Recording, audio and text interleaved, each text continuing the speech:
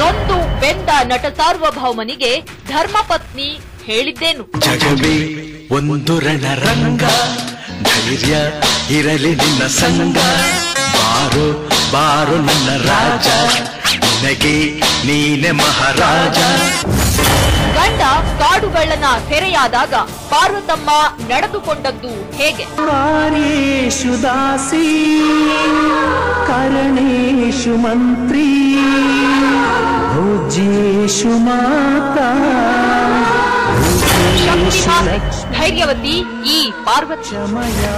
Dharitri ಶಯನೇಶು Rambha. ನಿದ್ದೆಯಲ್ಲೂ ಕಾಡುತ್ತಿತ್ತು football ಆಡುವ ಮಹದಾಸೆ.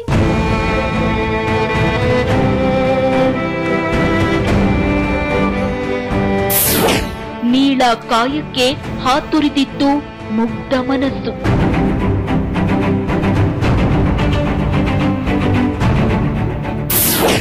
ಬದುಕನ್ನೇ ಮೂರಾಬಟ್ಟೆ ಮಾಡಿತು ನಕಲಿ ಜಾಹೀರಾತು.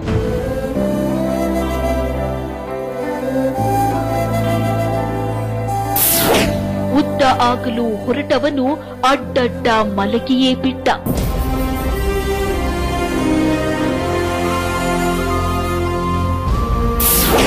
ಕೈ ಕೊಟ್ಟ ಕಾಲು ಜಾಹೀರಾತಿಂದ ಜರ್ಜರಿತ. ಇಂದು ಮಧ್ಯಾಹ್ನ 2 ಗಂಟೆಗೆ.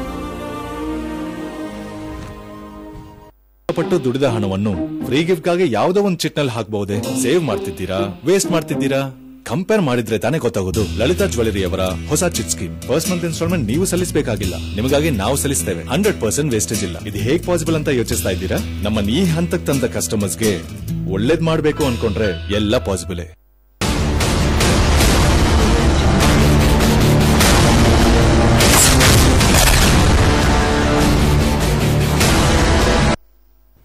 ಇದು ನಮ್ಮ ರಾಜ್ಯದ ಪರಿಸ್ಥಿತಿ. ರಾಜ್ಯದಲ್ಲಿ ಬರಗಾಲ ಅನ್ನೋದು ತಾಂಡವವಾಡ್ತಾ ಇದೆ. ಉತ್ತರ ಕರ್ನಾಟಕದ ಭಾಗದಲ್ಲಿ ಆಗಿರಬಹುದು, ಮಂಡ್ಯ, ಮೈಸೂರು ಕಡೆ ಆಗಿರಬಹುದು, ಸಾಕಷ್ಟು ಸಮಸ್ಯೆಗಳಿದೆ. ಕುಡಿಯೋ ನೀರಿಗೂ ಕೂಡ ಅಲ್ಲಿ ಸಮಸ್ಯೆ ಆಗ್ತಾ ಇದೆ. ಕೆಆರ್ಎಸ್ ಡ್ಯಾಂನ ಸುತ್ತಮುತ್ತ ವಾಸ ಮಾಡುವಂತಹ ಜನರು, ಅಲ್ಲಿ ಇರುವಂತಹ ರೈತರು ಕೂಡ ಸಾಕಷ್ಟು ಪರದಾಡ್ತಾ ಇದ್ದಾರೆ. ಇಂತಹ ಪರಿಸ್ಥಿತಿಯ ಒಂದು ಚಿತ್ರಣ ಸರ್ಕಾರಕ್ಕೆ ಇದ್ರೂ ಕೂಡ ಯಾಕೆ ಕ್ರಮವನ್ನ ತಗೋತಾ ಇಲ್ಲ? ಅಲ್ಲಿ ಬರ ಅಧ್ಯಯನ ಅಂತ ಪ್ರವಾಸವನ್ನ ಕೈಗೊಳ್ತಾರೆ. ಏನ್ ಪ್ರವಾಸ ಮಾಡ್ತಾರೆ, ಏನ್ ನೋಡ್ತಾರೆ? ಹಾಗಾದ್ರೆ ಅಲ್ಲಿ ಹೋಗಿ ಅಲ್ಲಿನ ರೈತರ ಪರಿಸ್ಥಿತಿ, ಅಲ್ಲಿನ ಜನ ಪರದಾಡುವಂತಹ ಪರಿಸ್ಥಿತಿಯನ್ನ ನೋಡಿದ ಮೇಲಾದ್ರೂ ಅಲ್ಲಿ ಇರುವಂತಹ ಕೆರೆಗಳನ್ನ ಅಭಿವೃದ್ಧಿಪಡಿಸೋ ನಿಟ್ಟಿನಲ್ಲಿ ಅಥವಾ ಆ ಕೆರೆಗಳ ಹೂಳೆತ್ತುವಂತಹ ಕೆಲಸಕ್ಕೆ ಅಥವಾ ಏನೇನ್ ಮಾಡಬಹುದು ಈ ಪರಿಸ್ಥಿತಿಯನ್ನ ಬಗೆಹರಿಸೋದಕ್ಕೆ ಅನ್ನೋ ನಿಟ್ಟಿನಲ್ಲಿ ಯಾಕೆ ನಮ್ಮ ಸರ್ಕಾರ ಯೋಚನೆ ಮಾಡೋದಿಲ್ಲ ಅನ್ನೋದು ಈಗ ಜನರ ಪ್ರಶ್ನೆ, ಪ್ರಮುಖವಾಗಿ ರೈತರ ಪ್ರಶ್ನೆ. ಇದಕ್ಕೆ ಮೂಲ ಕಾರಣ ಮೆಟ್ಟೂರು ಜಲಾಶಯದ ಹೂಳನ್ನ ತೆಗೆಸ್ತಾ ಇದೆ ತಮಿಳುನಾಡು ಸರ್ಕಾರ.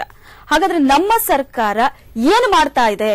ಗಾಢ ನಿದ್ದೆಯಲ್ಲಿದೆಯಾ ಅಥವಾ ಅಧಿಕಾರ ಅಥವಾ ಕುರ್ಚಿ ಅಥವಾ ಪಟ್ಟದ ಆಸೆಗೆ ಈಗ ಬ್ಯುಸಿ ಆಗಿದೆಯಾ? ನೀವು ನೋಡಿರ್ತೀರಿ, ಕಳೆದ ತಿಂಗಳಿಂದ ಕೂಡ ಭಾರಿ ಚರ್ಚೆ ಆಗ್ತಾ ಇರುವಂತಹ ವಿಚಾರ ಡೆಲ್ಲಿ ಟು ಬ್ಯಾಂಗ್ಳೂರ್ ಸರ್ಕಾರ ಅಪ್ ಅಂಡ್ ಡೌನ್ ಮಾಡ್ತಾನೆ ಇದೆ. ಅಂತೂ ಇಂತೂ ಅಧ್ಯಕ್ಷ ಸ್ಥಾನ ಯಾರ್ದು ಏನು ಅನ್ನೋದು ಈಗಂತೂ ಪರಿಹಾರ ಆಗಿದೆ. ಆದ್ರೆ ಇನ್ನು ಮುಂದಾದ್ರೂ ಈ ಸಮಸ್ಯೆಗೆ ಅಥವಾ ರೈತರ ಕಷ್ಟಕ್ಕೆ ಸರ್ಕಾರ ಒಂದು ಸ್ವಲ್ಪನಾದ್ರೂ ಗಮನ ಕೊಡುತ್ತಾ ಅನ್ನೋದನ್ನ ನೋಡ್ಬೇಕು.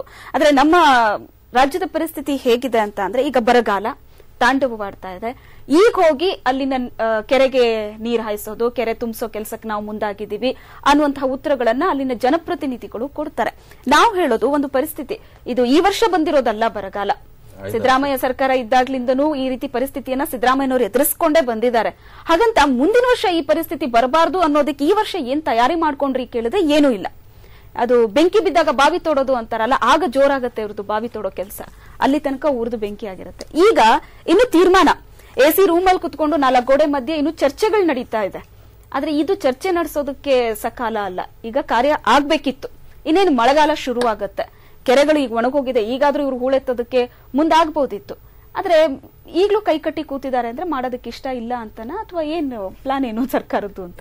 ಸ್ನೇಹಿತರು ಸಚಿನ್ ಅವರು ಹೇಳಿದ್ರು, ಈ ಮೇಕೆದಾಟು ಪ್ರಪೋಸಲ್ ನ ಕಾಂಗ್ರೆಸ್ ಸರ್ಕಾರ ಏನೋ ಒಂದು DPR ನ ಪ್ರೊಡ್ಯೂಸ್ ಮಾಡಿದೆ, DPR ನ ಅವ್ರು ಏನ್ ಹೇಳ್ತಾರೆ, ಈಗ ಡೀಟೇಲ್ ಪ್ರಾಜೆಕ್ಟ್ ರಿಪೋರ್ಟ್ ಏನಿದೆ ಸೆಂಟ್ರಲ್ ವಾಟರ್ ಕಮಿಷನ್ಗೆ ಮತ್ತು ಕೇಂದ್ರ ಜಲ ಸಂಪನ್ಮೂಲ ಇಲಾಖೆಗೆ ತಲುಪಿಲ್ಲ. ಅದು ಮಾಧ್ಯಮಗಳಲ್ಲೂ ವರದಿಯಾಗಿದೆ.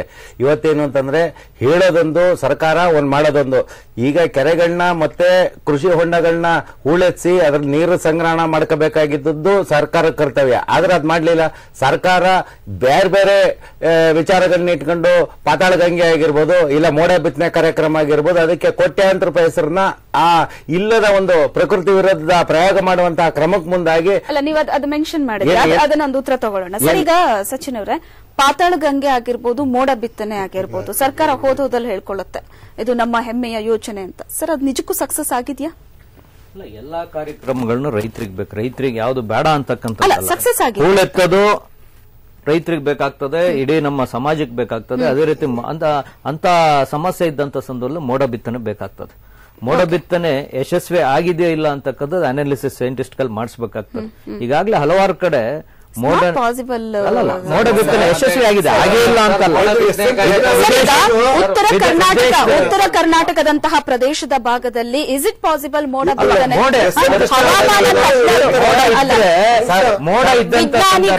ವಿಜ್ಞಾನಿಗಳು ಆಗಿಲ್ಲ. ಒಂದು ನಿಮ್ದು ಅವ್ರು ಹೇಳಿದ್ರು ಸ್ನೇಹಿತರು, ತಪ್ಪು ತಿಳ್ಕೋಬೇಡಿ. ಉತ್ತರ ಕರ್ನಾಟಕದಲ್ಲಿ ಕಳಸಾ ಬಂಡೂರಿ ವಿಚಾರದಲ್ಲಿ ಮನೆ ಮನೆಗೆ ನುಗ್ಗಿ ಎಲ್ಲಾ ಭಾಗ್ಯಗಳನ್ನ ಕೊಟ್ಟ ತನಕ ಬಾಚಂಡೆ ಬಗ್ಗೆ ಕೊಟ್ಟರು. ಕನಿಷ್ಠ ಪಾತಾಳ ಗಂಗೆ ಅಂತ ಹೇಳ್ತೀರಿ. ಇಲ್ಲಿ ನೀರ್ ಬರೋದನ್ನ ಭೂಮಿ ಕೆರೆದು ನೀರು ಉಳಿಸ್ಕೊಂಡು ಬಿಟ್ಬಿಟ್ಟು ಪಾತಾಳ ಗಂಗೆ ಅಂತ ಮಾಡ್ತಾರೆ. ಮೋಡ ಬಿತ್ತನೆ ಎಸ್ ಎಂ ಕೃಷ್ಣ ಅವಧಿಯಲ್ಲಿ ಮಾಡಿ ಹೆಲಿಕಾಪ್ಟರ್ ಅಲ್ಲಿ ಬಿತ್ತಿ ಅದನ್ನ ಏನ್ ಮಾಡಿದ್ರು? ಈಗ ನೀರ್ ಬೇಕು ಅಂದ್ರೆ ಒಂದು ಆಕಾಶ ತೋರಿಸ್ತಾರೆ, ಇಲ್ಲ ಪಾತಾಳ ಹಂಗಾಗಿದೆ. ಸರ್, ಈಗ ನಾನ್ ಕೇಳ್ತಾ ಇರೋದು, ಉತ್ತರ ಕರ್ನಾಟಕದಂತಹ ಪ್ರದೇಶದಲ್ಲಿ ಮೋಡ ಬಿತ್ತನೆ ಅನ್ನೋದು ಸಾಧ್ಯ. ಅಲ್ಲೇ ನೀರಿನ ಸಮಸ್ಯೆ ಇರೋದು, ಅಲ್ಲಿನ ರೈತರು ನೀರಿಗೋಸ್ಕರ ಹವಣಿಸ್ತಾ ಇದ್ದಾರೆ. ಆದ್ರೆ ಈ ಮೋಡ ಬಿತ್ತನೆ ಅನ್ನೋದು ಪ್ರಮುಖವಾಗಿ ಆ ಭಾಗದಲ್ಲಿ ಆಗತ್ತಾ? ನಾವು ಮೊನ್ನೆ ಒಂದು ಚರ್ಚೆಯಲ್ಲಿ ವಿಜ್ಞಾನಿಗಳು ಇಲ್ಲಿದ್ರು ಅಂಡ್ ಹವಾಮಾನ ಇಲಾಖೆಯವರು ಕೂಡ ಇದ್ರು. ಮಾತಾಡುವಂತ ಸಂದರ್ಭದಲ್ಲಿ ಹೇಳಿದ್ರು, ಮೋಡ ಬಿತ್ತನೆ ಅನ್ನೋದು ಅದು ಒಂದೊಂದು ಸರಿ ಅದು ಹಾಸ್ಯಾಸ್ಪದ ಅಂತಾನೆ ಅನ್ಸುತ್ತೆ. ಯಾಕಂದ್ರೆ ಮೋಡದಲ್ಲಿ ಆ ಒಂದು ಮಾಯಿಶ್ಚರ್ ಇರಬೇಕು. ನಿಜಕ್ಕೂ ಉತ್ತರ ಕರ್ನಾಟಕ ಭಾಗದಲ್ಲಿ ಅಲ್ಲಿ ಬಿಸಿಲು ಅನ್ನೋದು ಬಿರು ಬಿಸಿಲಿರುತ್ತೆ. ಅಂತ ಸಂದರ್ಭದಲ್ಲಿ ಮೋಡದಲ್ಲಿ ಆ ಮಾಯಿಶ್ಚರ್ ಕಂಟೆಂಟ್ ಅನ್ನೋದು ಸಾಧ್ಯ ಆಗೋದಿಲ್ಲ. ಅಲ್ಲಿ ಮೋಡ ಬಿತ್ತನೆ ಅನ್ನೋದೇ ಸಾಧ್ಯ ಆಗೋದಿಲ್ಲ. ಎಲ್ಲಿ ಬೇಕೋ ಅಲ್ಲೇನೆ ಅದು ಎಕ್ಸಿಕ್ಯೂಟ್ ಮಾಡೋದಕ್ಕಾಗೋದಿಲ್ಲ ಅಂದ್ರೆ ಆ ಯೋಜನೆಯ ಹಾಗಾದ್ರೆ ಪ್ರಾಮುಖ್ಯತೆ ಏನಾಗುತ್ತೆ? ಖಂಡಿತ. ಈಗ ಹಲವಾರು ಕಡೆ ಅದನ್ನ ಪ್ರಾಯೋಗಿಕವಾಗಿ ನೋಡಿದ್ದಾರೆ. ಕೆಲವು ಕಡೆ ಯಶಸ್ವಿಯಾಗಿದೆ, ಕೆಲವು ಕಡೆ ಯಶಸ್ವಿ ಆಗಿಲ್ಲ. ಯಶಸ್ವಿ ಆಗಕ್ಕೆ ಅವ್ರು ಮೋಡ ಬಿತ್ತನೆ ಮಾಡಕ್ಕಿಂತ ಮುಂಚಿತವಾಗಿ ಏನು ಸೈಂಟಿಸ್ಟ್ ಗಳಿದ್ದಾರೆ ಅವ್ರ ಹತ್ರ ಹವಾಮಾನ ವರದಿ ಅಂತ ತಗೊಂಡು ಆ ಕ್ಲೌಡ್ ಫಾರ್ಮೇಶನ್ ಆಗಿದೆಯಾ, ಮಾಯಿಶ್ಚರೈಸರ್ ಎಷ್ಟು ಪರ್ಸೆಂಟೇಜ್ ಅಲ್ಲಿ ಇದೆ, ಇವೆಲ್ಲ ಸೂಕ್ತವಾಗಿದ್ರೆ ಅವ್ರು ಮೋಡ ಬಿತ್ತನೆ ಮಾಡಿದ್ರೆ 100% ಮಳೆ ಬರ್ತಕ್ಕಂಥ ಸರ್. ಎಸ್ ಎಂ ಕೃಷ್ಣ ಅವರ ಅವಧಿಯಲ್ಲಿ ಅಗ್ನಿ ಇನೋವೇಷನ್ ಅನ್ನೋ ಒಂದು ಹೈದರಾಬಾದ್ ಸಂಸ್ಥೆ ಕೊಡ್ತಾರೆ. 60 ಕೋಟಿ ರೂಪಾಯಿನ ಅದಕ್ಕೋಸ್ಕರ ವ್ಯಯ ಮಾಡ್ತಾರೆ. ಮೋಡ ಬಿತ್ತನ ಕಾರ್ಯಕ್ರಮ ಅಂಡರ್ ಫ್ಲಾಪ್ ಅದು. ಯಾಕೆಂತಂದ್ರೆ ಕೆಲವು ವಿಜ್ಞಾನಿಗಳು ಹೇಳ್ತಾರೆ ಮೋಡ ಬಿತ್ತನೆ ಅಂತ ಅನ್ನೋದೇ ಒಂದು ಹಾಸ್ಯಾಸ್ಪದ ಅಂತೇಳಿ. ಹಲವಾರು ವಿದೇಶಗಳಲ್ಲೂ ಕೂಡ ಈ ಚಿಕ್ಕ ಚಿಕ್ಕ ರಾಕೆಟ್ಗಳನ್ನ ಉಪಯೋಗಿಸ್ಕೊಂಡು, ಈ ಪಟಾಕಿ ರಾಕೆಟ್ ಬರುತ್ತಲ್ಲ ಅದ್ರ ಸಿಡಿತಲೆಗಳಿಗೆ NACL ಇಲ್ಲ ಡ್ರೈ ಐಸ್ ಪೌಡರ್ ನ ಬಿಟ್ಟು ಮೋಡಗಳು ಬಂದಾಗ ಅದನ್ನ ಬ್ಲಾಸ್ಟ್ ಮಾಡ್ತಾರೆ. ಬ್ಲಾಸ್ಟ್ ಮಾಡಿದಾಗ ಏನಾಗುತ್ತೆ ಅಂತಂದ್ರೆ ಮೋಡ ಕರಗಿ ನೀರಾಗಿ ಬೀಳುವಂತ ಪ್ರಾಬಬಿಲಿಟಿ ಇರ್ತದೆ ಅಂತ. ಇವತ್ತು ವಿಜ್ಞಾನಿಗಳು ಹೇಳೋದು, ಎಲ್ಲೋ ನಾವು ಮೋಡ ಬಿತ್ತನೆ ಕೇರಳದಲ್ಲಿ ಮಾಡಿದ್ರೆ ಕರ್ನಾಟಕದಲ್ಲಿ ಬೀಳಲೇಬೇಕು ಅಂತಿಲ್ಲ ಮಳೆ, ತಮಿಳುನಾಡಲ್ಲಿ ಬೀಳ್ಬೋದು. ಹಾಗಾಗಿ ಈ ರೀತಿ ಪುಕ್ಸಟ್ಟೆ ಪ್ರಚಾರದ ಕಾರ್ಯಕ್ರಮಗಳನ್ನ ಬಿಟ್ಟು ಕೆರೆ ಕಟ್ಟೆಗಳನ್ನ ಹೂಳು ತುಂಬಿಸಬಹುದಾಯ್ತು. ಇದು ಹಣ ಮಾಡುವ ಒಂದು ರೀತಿಯ ದಂಧೆ. ಇರುವಂತ ಕೆರೆಗಳನ್ನ ಹೂಳೆತ್ತಿಸಬಹುದಾಯ್ತು. ಈ ಪಾತಾಳ ಗಂಗೆನ ತರುವಂತ ಭಗೀರಥನ ಪ್ರಯತ್ನವನ್ನ ಸಿದ್ದರಾಮಯ್ಯನವರು ಮಾಡ್ತಾ ಇದ್ದಾರೆ. ಇಲ್ಲೇನು ಅಂತಂದ್ರೆ ಹಂಗೈಲಿ ನೀವು ಇಲ್ಲಿ ಇಟ್ಕೊಂಡು ಎಲ್ಲೋ ಬೇರೆ ಹೋಗಿರ್ತಾರಲ್ಲ ಆ ರೀತಿ ಯಾವ್ದೋ ಇಲ್ಲ ಸಲ್ಲದ ಕಾರ್ಯಕ್ರಮಗಳು ಕಮಿಷನ್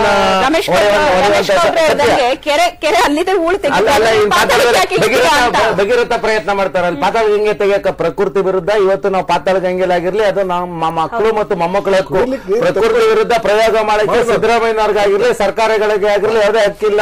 ಸರ್, ಈಗ ಒಂದು ಪರೀಕ್ಷೆ ಬರುತ್ತೆ ಅಂದ್ರೂ ಒಬ್ಬ ವಿದ್ಯಾರ್ಥಿ ಆದವನು ನಾಳೆ ಪರೀಕ್ಷೆ ಅಂದ್ರೆ ಇವತ್ತು ಓದ್ ಪಾಸ್ ಆಗೋರು ಎಲ್ಲೋ 100ಕ್ಕೊಬ್ರು 1000ಕ್ಕೊಬ್ರು ಅನ್ಸುತ್ತೆ.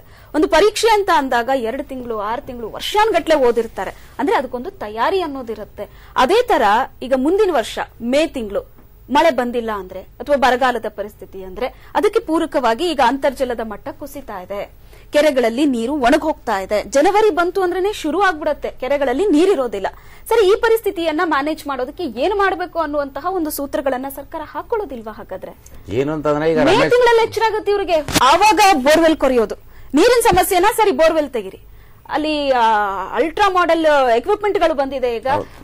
300 ಮೀಟರ್ ಅಲ್ಲ, ಅದಕ್ಕೂ ಇನ್ನೂ ಕೆಳಗಡೆ ಹೋಗಿಬೇಕಾದ್ರೂ ಬೋರ್ವೆಲ್ ಇಂದ ನೀರ್ ತಗೊಂಡ್ಬರ್ತಾರೆ ಅವರು. 300 ಫೀಟ್ ಅಲ್ಲ, ಅದಕ್ಕೂ ಕೆಳಗ್ ಬೇಕಾದ್ರೂ ಹೋಗ್ತಾರೆ. ಅಂತಹ ಎಕ್ಸ್ಟ್ರಾರ್ಡಿನರಿ ಎಕ್ವಿಪ್ಮೆಂಟ್ ಗಳು ಬಂದಿದೆ. ಅಂದ್ರೆ ನಮ್ಮ ಮುಂದಿನ ಭವಿಷ್ಯಕ್ಕೆ ಕಿಂಚಿತ್ತು ನೀರನ್ನ ನಾವು ಉಳಿಸ್ತಾ ಇಲ್ಲ, ಎಲ್ಲವನ್ನೂ ಕೂಡ ನಾವು ಮೇಲೆ ಕೆತ್ತಾ ಇದ್ದೀವಿ. ಈಗ ಮಧ್ಯದಲ್ಲಿ KRS ಹೇಳಿದ್ರಿ, KRS ನ ಅಕ್ಕಪಕ್ಕದ ಡ್ಯಾಮ ಪಕ್ಕದ ಇರುವಂತಹ ಹಳ್ಳಿಗಳು, ನಾರ್ತ್ ಬ್ಯಾಂಕ್ ಆಗಿರ್ಬೋದು, ಕಟೇರಿ ಆಗಿರ್ಬೋದು, ಇವತ್ತು ಅಂತ ಗ್ರಾಮಗಳಿಗೆ ಕುಡಿಯೋ ನೀರು ಸಿಗ್ತಾ ಇಲ್ಲ. ಅಂತರ್ಜಲ 300-400 ಅಡಿ ಹೋದ್ರು ಕುಸ್ತೋಗಿದೆ ಅಂತಂದ್ರೆ ಕೆರೆ ಕಟ್ಟೆಗಳನ್ನ ಉಳಿಸ್ಕೊಂಡು ಇರುವಂತ ಗೋಮಾಳಗಳಾಗಿರ್ಲಿ, ಕೆರೆ ಕಟ್ಟೆಗಳಾಗಿರ್ಲಿ, ಏಕೆ ಇವತ್ತು ಯಾವುದೇ ಜನಪ್ರತಿನಿಧಿಗಳ ಹೊಸ ಕೆರೆಗಳನ್ನ ಯಾರು ಕೂಡ ಇದ್ ಮಾಡಿಲ್ಲ. ಈ ಸಿದ್ದರಾಮಯ್ಯ ಹೇಳ್ತಾರೆ ಕೆರೆ ಉಳಿಸೋದು ಮಹಾನ್ ಕಷ್ಟ ಸಾಧ್ಯ, ಹಾಗಾಗಿ ನಾವು ಹೊಸ ಕಟ್ಟೆಗಳನ್ನ ನಾವು ಕಟ್ತೀವಿ, ಕೆರೆಗಳನ್ನ ನಿರ್ಮಾಣ ಮಾಡ್ತೀವಿ ಅಂತ ಹೇಳಿ ಈ ರೀತಿ ಪುಕ್ಕಟೆ ಪ್ರಚಾರದ ಕಾರ್ಯಕ್ರಮಗಳನ್ನ ಹಮ್ಮಿಕೊಂಡು ಜನರಿಗೆ ಕಣ್ಣಿಗೆ ಮಣ್ಣೇರಿಸುವಂತ ಪ್ರಯತ್ನ ಮಾಡ್ತಾ ಇದ್ದಾರೆ ಹೊರತು ಜನಪರ ಕಾಳಜಿ ಸತ್ಯವಾಗ್ಲೂ ಸರ್ಕಾರಕ್ಕಿಲ್ಲ. ಸರ್ಕಾರಕ್ಕಿದ್ದಿದ್ರೆ ತಮಿಳುನಾಡು ಇವತ್ತೇನು ಜನಾಂದ್ರಾಕ್ತದಿಂದ ಅಲ್ಲಿನ ಮುಖ್ಯಮಂತ್ರಿಗಳು ಮತ್ತು ಜನರೆಲ್ಲ ಸೇರಿ ಇವತ್ತೇನು ಹೂಳೆತ್ತುವಂತ ಕಾರ್ಯಕ್ರಮ ಮಾಡ್ತಿದ್ರು. KRS ನ ಹೂಳೆತ್ತಿಸಬಹುದಾಯ್ತು, ಕಬಿನಿನ ಹೂಳೆತ್ತಿಸಬಹುದಾಯ್ತು, ಸುವರ್ಣವತಿ, ಚಿಕ್ಕೋಳೆ, ವಾಟೋಳೆ, ನುಗು ಇವೆಲ್ಲವನ್ನು ಹೂಳೆತ್ತಿಸಿದ್ರೆ ಕನಿಷ್ಠ ಏನಿಲ್ಲ ಅಂದ್ರೆ ಒಂದು 5-6 TMC ನೀರ್ನ ನಾವು ಇನ್ನೂ ಎಕ್ಸ್ಟ್ರಾ ಸ್ಟೋರೇಜ್ ಮಾಡ್ಕೋಬಹುದಾಯ್ತು. ನಾವು ಮುಂದೆ ಕುಡಿಯೋ ನೀರಿಗೆ ಏನ್ ಮಾಡ್ಬೋದು? ಈ ಭಾಗ ಭೀಕರ ಬರಗಾಲ ಬರ್ತದೆ, ಕುಡಿಯೋ ನೀರಿಗೆ ಜಾನುವಾರುಗಳಿಗೆ ನೀರಿಲ್ಲ. ನಾವೆಲ್ಲ ಒಂದು ಬಿಸ್ಲರಿ ವಾಟರ್ ಎಲ್ಲರೂ ಕುಡಿಬಹುದು, ದನ ಕರುಗಳೆಲ್ಲ ಕುಡಿತವೆ ಮೇಡಮ್ ಹೇಳಿ. ಎಷ್ಟೋ ಗೋಗಳು ಕೂಡ ಸತ್ತಿದ್ದಾವೆ, ಎಷ್ಟೋ ಕಸಾಯಿಖಾನೆಗಳು ಮಾಡಬಿಟ್ಟಿದ್ದಾರೆ. ನಿಮಿಷ ಮೇಡಮ್, ಅವರು ಮಣ್ಣನ್ನ ನಾನು ಟಿವಿಲಿ ನಾನು ಹೋರಾಟ ಮಾಡಿದಾಗ ನಾನು ಗಮನಿಸ್ತಾ ಇದ್ದೆ. ಕಾವೇರಿ ಹೋರಾಟದಲ್ಲಿ ತಲೆ ಮೇಲೆ ಚಪ್ಪಡಿ ಹಾಕೊಂಡು ಕುತ್ಕೊಂಡ್ರು, ಮಣ್ಣನ್ನ ಬಾಯಿಗೆ ತುಂಬಿಕೊಂಡು ಎದೆ ಉದ್ದನ ಹಾಕೊಂಡು ಮಲಗಿದ್ರು ಅವರು. ಅದು ತುಂಬಾ ಕಷ್ಟ ಸಾಧ್ಯವಾದಂತ ಹೋರಾಟ. ಬೇಡ ಅಂತಹ ಒಂದು ಹೋರಾಟವನ್ನ 1,000ಕ್ಕೂ ಹೆಚ್ಚು ಮೊಕದ್ದಮೆಗಳನ್ನ ಹೂಡಿದ್ದಾರೆ. ಕನಿಷ್ಠ 6 ತಿಂಗಳು ಹೋರಾಟ ಆಗಿದೆ, ಜನಜೀವನ ಸ್ತಬ್ಧ ಆಗಿದೆ, ಸಾವಿರಾರು ಕೋಟಿ ರೂಪಾಯಿ ನಷ್ಟ ಆಗಿದೆ. ಇವತ್ತು ಪೊಲೀಸ್ ಇಲಾಖೆಗೂ ನಮಗೂ ಜಟಾಪಟಿ ಆಗಿದೆ, ಬಹಳ ಪಾದಯಾತ್ರೆಗಳು ಹೋರಾಟಗಳಲ್ಲಾಗಿದೆ. ಇಷ್ಟೆಲ್ಲ ಆದ್ರೆ ಕನಿಷ್ಠ ಯೋಚನೆ ಮಾಡಬೇಕಾದಂತ ಅರಿವು ಇವ್ರಿಗೆ ಇರಬೇಕಾಗಿತ್ತು. ನೀವ್ ಹೇಳಿದ್ರಿ ಬೆಳ್ಳಂದೂರು ಕರೆ ನೊರೆ ಬಂದಿದೆ, ಬೇರೆ ಕಡೆ ಎಲ್ಲ ಕಲುಷಿತ ನೀರು ಬಂದಿದೆ, ಇವೆಲ್ಲನೂ ಗಮನಿಸಿಕೊಂಡು ನಾವು ಇವತ್ತು ಕೋಲಾರ ಜಿಲ್ಲೆಯಲ್ಲಿ ಹತ್ತುರಿತಾ ಇದೆ. ಇವತ್ತು 20,000 ಜನ ರೈತರು ಮುತ್ತಿಗೆ ಆಗ್ತಾ ಇದ್ದಾರೆ. ಬೆಂಗಳೂರು ಸುತ್ತಮುತ್ತ ಪೊಲೀಸ್ ಕಾವಲು ಹಾಕಿದ್ದಾರೆ. ಈಗ ನೋಡಿ, ಇವತ್ತು ಒಂದೇ ದಿನ ಹೇಳ್ತೀನಿ, ಸುಮಾರು 1 ಕೋಟಿ ರೂಪಾಯಿ ನಷ್ಟ ಆಗ್ತಾ ಇದೆ. ಬಿಡದಿ ಬಳಿ ಪೊಲೀಸರನ್ನ ಸುಮಾರು 500 ಜನ ಪೊಲೀಸರನ್ನ ಯೋಜನೆ ಮಾಡಿದ್ದಾರೆ. ಅವಿಬ್ರು ಗೊತ್ತು, ನೋಡ್ಕೊಂಡ್ಬಂದಿದ್ರು. ತುಮಕೂರು ಬಳಿ 500 ಜನ ಪೊಲೀಸ್ನವರು ರೈತರು ಇವತ್ತು ಬರ್ತಾ ಇದ್ದಾರೆ. ಕೋಲಾರ ಮತ್ತು ಮೇಕೆದಾಟು ಮತ್ತು ಇದಕ್ಕೆ ಎಲ್ಲ ಜಿಲ್ಲೆಯಿಂದ ಬರ್ತಿದ್ದಾರೆ ಮುತ್ತಿಗೆ ಹಾಕ್ಲಿಕ್ಕೆ. ಇವತ್ತು ಒಂದೇ ದಿವಸ 100 ಕೋಟಿ ರೂಪಾಯಿ 16 ಕೋಟಿ ರೂಪಾಯಿ ನಷ್ಟ ಸರ್ಕಾರಕ್ಕೆ. ಈ 16 ಕೋಟಿ ರೂಪಾಯಿನ ಹಣನ ಚಾನಲ್ ದುರಸ್ತಿ ಉಪಯೋಗ ಮಾಡಬಹುದಾಗಿತ್ತು. ನಾಚಿಗೇನ್ ಸರ್ಕಾರ ನಮ್ ಗೆಳೆಯರು ಹೇಳಿ ಅಂತರ್ಗಂಗೆ ಆಳವಾದ 1,000 ಅಡಿ ಆದ್ಮೇಲೆ ಫ್ಲೋರೈಡ್ ಯುಕ್ತ ನೀರದು 2,000 ಅಡಿಗೆ ನೀರ್ ತತ್ತಾರ. ಯಾರು ಕುಡಿಯೋ ನೀರು ಕುಡಿಬಾರದು. ಪ್ರಕೃತಿಗೆ ಹೋಗಿ ಮಾನ ಮರ್ಯಾದೆ ಇಲ್ದಿರುವಂತ ಸರ್ಕಾರಗಳು ಮಾಡುವಂತ ರೀತಿ ಇದು. ನಿಜಕ್ಕೂ ಮಾನವೀಯತೆ ಇಲ್ದಿರೋ ಸರ್ಕಾರಗಳು. ನೋಡಿ ಮೇಡಮ್, ಏನ್ ನಮ್ಮ ಸ್ನೇಹಿತರು ಹೇಳಿದ್ರು, ಅವ್ರು ಒಬ್ಬರೇ ಇದಾರೆ, ಪಾಪ ಅವ್ರು ಮಾತಾಡಕ್ ಆಗ್ತಾ ಇಲ್ಲ, ಸಮಸ್ಯೆ ಆಗ್ತಾ ಇಲ್ಲ. ಅವ್ರು ನಮ್ಮ ಸ್ನೇಹಿತರೆ, ನಾವು ರೈತರ ಮಕ್ಕಳೇ, ನಾವು ಅವ್ರ ವಿರೋಧಿಗಳಲ್ಲ, ಸರ್ಕಾರ ಆಡಳಿತ ವಿರೋಧಿಗಳು ನಾವು. ಆಯ್ತಾ ಮೇಡಮ್? ನೋಡಿ ಮೇಡಮ್, ಕೃಷಿ ಹೊಂಡದ ಬಗ್ಗೆ ಹೇಳಿದ್ರು. ನೋಡಿ ಮೇಡಮ್, ಕೃಷಿ ಹೊಂಡ ಹಗಲ್ ದರೋಡೆ ಮಾಡುವಂತ ಒಂದು ಪ್ರವೃತ್ತಿ ಮೇಡಮ್. ಉದಾಹರಣೆ, ನಮ್ಮ ತಾಲೂಕಲ್ಲಿ ನಾನು 10 ರೂಪಾಯಿಗೆ ಆಟಿಗೆ ಹಾಕಿದ್ದೀನಿ. ನಾನು ಕೂಡ 10 ರೂಪಾಯಿಲಿ ಆಟಿಗೆ ಹಾಕಿದ್ದೀನಿ. ಈ ಕೃಷಿ ಹೊಂಡದ ಪ್ರಯೋಜನಗಳೇನು, ಯಾರ ಅಧಿಕಾರಿಗಳಿಗೆ ಜೇಬು ಕಿಸೆಗೆ ದುಡ್ಡು ಹೋಗಿದ್ದು ಅದ್ರ ಬಗ್ಗೆ ಆಟಿಗೆ ಹಾಕಿದ್ದೀನಿ, ನಾನು ತಗೊಳ್ತೀನಿ ಮೇಡಮ್. ಇದು ಹಗಲ್ ದರೋಡೆ ಮೇಡಮ್. ನೋಡಿ ಮೇಡಮ್, ಒಂದು GPS ಮಾಡ್ತಾರೆ ಒಂದು ಕೃಷಿ ಹೊಂಡನ, ಅದನ್ನ 4 ಜನಕ್ಕೆ ರೈತರಿಗೆ ಶೇರ್ ಮಾಡ್ಕೊಳ್ತಾರೆ. ಇದು ನಮ್ಮ ತಾಲೂಕಲ್ಲಿ ನಡೀತಾ ಇದೆ. ಇದನ್ನ DC ಅವ್ರಿಗೂ ಗಮನಕ್ಕೆ ತಂದಿದ್ದೀನಿ, ಆಟಿಗೂ ಹಾಕಿದ್ದೀನಿ. 2ನೇ ವಿಚಾರ ಮೇಡಮ್, ನೋಡಿ ನಾವು ರೈತರು ಏನ ಕೇಳಕ್ ಹೋದ್ರೆ, ನೋಡಿ ನಮ್ಮ ಬಸರಾಳ ಭಾಗಕ್ಕೆ ಸನ್ಮಾನ್ಯ ಮುಖ್ಯಮಂತ್ರಿಗಳು ಬರ್ತಾರೆ. ಈ ರಾಜ್ಯದ ದೊರೆ ನಮ್ಮ ಭಾಗಕ್ಕೆ ಬಂದಾಗ ಪ್ರಜೆಗಳು ನಾವು ನಮ್ ಕಷ್ಟಕ್ಕೆ ಹೇಳ್ಕೊಳ್ಳುವಂತ ಸೌಜನ್ಯ ಇಲ್ಲ ಮೇಡಮ್. ನಮ್ಗೆ ನಮ್ಮ ಏಕಾಏಕಿ ನಮ್ಮನ್ನ ಅರೆಸ್ಟ್ ಮಾಡಿಸ್ತಾರೆ. ಒಂದು ದಿನಗಳ ನಾವು ಒಂದು ಈ ರಾಜ್ಯದ ಮುಖ್ಯಮಂತ್ರಿಗಳಂತ ಘನತೆಯುತ ಮುಖ್ಯಮಂತ್ರಿಗಳು ನಮ್ಮ ಭಾಗಕ್ಕೆ, ನಮ್ಮ ಹೋಬಳಿಗೆ, ನಮ್ಮ ಗ್ರಾಮಕ್ಕೆ ಬಂದಾಗ ನಾವು ಕಷ್ಟ ಸುಖ ಹೇಳ್ಕೊಳ್ಳುವಂತ ಪರಿಸ್ಥಿತಿನೂ ಅವರು ಅವಕಾಶ ಮಾಡ್ಕೊಡ್ಲಿಲ್ಲ ಅಂದ್ರೆ ಇನ್ ತೊಗಲಕ್ ಸರ್ಕಾರ ಮೇಡಮ್ ಏನಕ್ಕೆ ಬಂದಿದ್ರಂತೆ ಮತ್ತೆ ನೀವು? ಮೇಡಮ್ ಯಾವ್ದೋ ಒಂದು ದೇವಸ್ಥಾನ ಉದ್ಘಾಟನೆಗೆ ಅಥವಾ ಯಾವ್ದೋ ಕಾರ್ಯಕರ್ತರ ಮನೆಗೆ ಬಂದಿರ್ತಾರೆ. ಇವ್ರು ದಿಕ್ಕಕ್ಕೆ ಹೋಗ್ತಾರೆ ಅಂತ ಆಗಲ್ಲ ಆಗಲ್ಲ. ಇವ್ ಕೃಷಿ ಸಮಸ್ಯೆಗಳು, ರೈತ ಆತ್ಮಹತ್ಯೆಗಳು ಜಾಸ್ತಿ ಆಗ್ತಾ ಇದಾವೆ. ಸರ್ಕಾರ ಏನೇನ್ ಮಾಡ್ಬೇಕು, ಮೈಸೂಗರ ಬಗ್ಗೆ ಒಂದು ರಿಕ್ವಿಸೇಷನ್ ಕೊಡ್ಬೇಕು ಅಂದ್ಬಿಟ್ಟು ಯಾರಾದ್ರೂ ರೆಡಿ ಆಗಿದ್ರು. ಪೊಲೀಸ್ ಇಂಟೆಲಿಜೆನ್ಸ್ ಕೂಡ ಅವ್ರಿಗೆ ಹೇಳ್ತು, ಯಾರಾದ್ರೂ ನೀವು ಏನಾರ ಇದ್ ಕೊಡ್ತೀರಾ, ಅಪ್ಲಿಕೇಶನ್ ಏನಾರ ಮೆಮೊರಂಡಮ್ ಕೊಡ್ತೀರಾ ಸಿಎಂಗೆ ಅಂತೇಳಿ. ಸಿಎಂಗೆ ಆಯ್ತು ಕೊಡಿ, ಅನುವು ಮಾಡ್ಕೊಡ್ತೀವಿ ಅಂತ ಹೇಳಿದ್ರು. ಏಕಾಏಕಿ ಹಳ್ಳಿಗೆ ಹೋಗಿ ಅವ್ರನ್ನ ಅಲ್ಖೈದಾ ಟೆರರಿಸ್ಟ್ ಎತ್ತಾಕಬತ್ತಾರಲ್ಲ, ಆತರ ಎತ್ತಾಕ ಬಂದ್ರು. ಪ್ರತಿಭಟನೆ ಮಾಡಿದ್ರು. ಹೇಳ್ತಾರೆ ಅವರು, ಸಿದ್ದರಾಮಯ್ಯನವರು ಭಾಷಣ ಮುಗಿಸಿ ಉದ್ಘಾಟನೆ ಮುಗಿಸಿ ಪ್ರತಿಭಟನೆನ ಸ್ಟೇಷನ್ ಮುಂದೆ ಕೂತ್ಕೊಂಡು ನಾವು ಅವ್ರನ್ನ ಬಿಡಿಸ್ಕೊಂಡು ಪ್ರಜಾಪ್ರಭುತ್ವ ಹಣಕಾಯ್ದು. ಯಾಕೆಂದ್ರೆ ಇದು ಯಾವತ್ತು ತುರ್ತು ನನ್ಗೆ ಹೇಳ್ಕೊಳಕ್ಕೆ ವೇದಿಕೆ ಸಿಕ್ಕಿರ್ಲಿಲ್ಲ. ಇದೊಂದು ಉತ್ತಮವಾದ ವೇದಿಕೆ ಕೊಟ್ಟಿದ್ದೀರಿ ನಿಮ್ ಚಾನಲ್ ಇಂದ ಮೇಡಮ್. ನಮ್ಮ ಸ್ನೇಹಿತರು ಹೇಳಿದ್ರು, ರಮೇಶ್ ಅಣ್ಣ ಮೇಡಮ್ ಖಂಡಿತ ನಾನು ಅವತ್ತು ನೀವು ತಪ್ಪು ತಿಳ್ಕೊಬೇಡಿ ತಾಯಿ, ರೀಸಸ್ ನನ್ಗೆ ಆಗಿರ್ಲಿಲ್ಲ ಅವತ್ತು ಮಣ್ತಿನ ದಿವಸ. ನಮ್ಮವ್ವ 3 ಲೀಟರ್ ಮಜ್ಜಿಗೆ ಚೆನ್ನಾಗಿ ಕಡ್ದು ನೀರ್ ಮಜ್ಜಿಗೆ ಮಾಡಿ ಕುಡಿಸಿದಾಳೆ. ನನಗೆ ಗೊತ್ತು ಮೇಡಮ್ ಅದು ನೋವು ಏನಂತ ಅವತ್ತಿನ ಹೋರಾಟದಲ್ಲಿ. ಬೇಕಾದ್ರೆ ಆ ಭಾಗದಲ್ಲಿ ತೋರಿಸಿ ನಿಮ್ಮ ಚಾನಲ್ ಏನೋ ಇದು ಚಿತ್ರ ಇದ್ರೆ ಹಳೇದು. ನಾನು ಮಣ್ಣು ತಿಂದದು ನನ್ಗೆ ರೀಸಸ್ ಬಂದಾಗಿತ್ತು ಮೇಡಮ್ ಒಂದು ದಿನ. ಹೌದೌದು, ನಾನು ಹೋರಾಟನ ಇದು ಇಷ್ಟು ಹೋರಾಟ ನಮ್ಮ ಎಂ ಎಲ್ ಎ ಅಂಬರೀಶ್ ನೆನ್ನೆ ಹುಟ್ಟುಹಬ್ಬ ಮಾಡಿಸ್ಕೊಂಡ್ರು. ಅವ್ರ ಆರೋಗ್ಯ ಚೆನ್ನಾಗಿರ್ಲಿ, 106 ವರ್ಷ ಬಾಳ್ಲಿ. ಅಟ್ಲೀಸ್ಟ್ ಒಂದು ದಿನ ಕಾವೇರಿ ಹೋರಾಟಕ್ಕೆ ಬಂದಿದ್ರ? ರಮ್ಯಾ ಮೇಡಮ್ ಇದೆಲ್ಲ ಮಾತಾಡ್ತಾರಲ್ಲ ನಮ್ಮ ಭಾಗದಲ್ಲಿ, ನಮ್ಮ ರಮ್ಯಾ ಮೇಡಮ್ ಯಾರು ಮೇಡಮ್? ರಮ್ಯಾ ಮೇಡಮ್ ಎಲ್ಲಿದ್ದಾರೆ? ರಮ್ಯಾ ಮೇಡಮ್ ಎಲ್ಲ ಓಟ ಗೆಲ್ಲಿಸ್ತಾರೆ. ಮಂಡ್ಯದ ಗಂಡು ಇಲ್ಲ, ಮಂಡ್ಯದ ಹೆಣ್ಮಗಳು ಇಲ್ಲ. ಇದೆಲ್ಲ ನಮ್ಗೆ ನೋವಿನ ಸಂಗತಿ. ಒಂದು ರಾಜೀನಾಮೆ ಕೊಟ್ಟು ಗೌರವ ಪಡ್ಕೊಂಡಾರ, ಒಂದ್ ಮಂಡ್ಯದ ಘನತೆ ಎತ್ತಿಡ್ದಾರ ಒಂದ್ಸಾರಿ. ಬೆಳಗಾಮಲ್ಲಿ ಗೌರವಗಳಿದೆ ಅಲ್ಲಿ. ಕಲಾವಿದರಾಗಿ ನಾವು ಕೂಡ ಅವ್ರನ್ನ ಬಹಳ ಗೌರವಿಸ್ತೀವಿ. ಆದ್ರೆ he's unfit for politics.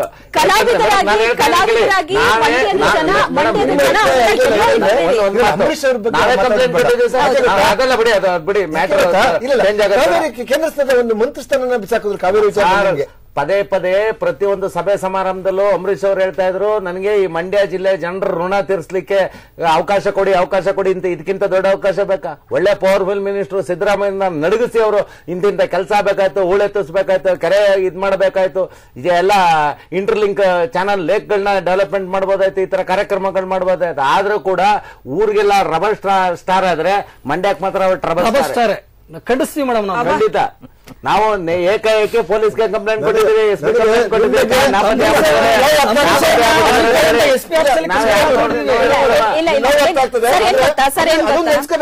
Ambareesh ಅವರು ಒಂದು ಕೇಂದ್ರದ ಉನ್ನತ ಸ್ಥಾನಮಾನವನ್ನು ತ್ಯಜಿಸಿ ಮಂಡ್ಯದ ಪರವಾಗಿ, ರಾಜ್ಯದ ಪರವಾಗಿ ನಿಂತ್ಕೊಂಡ್ರು.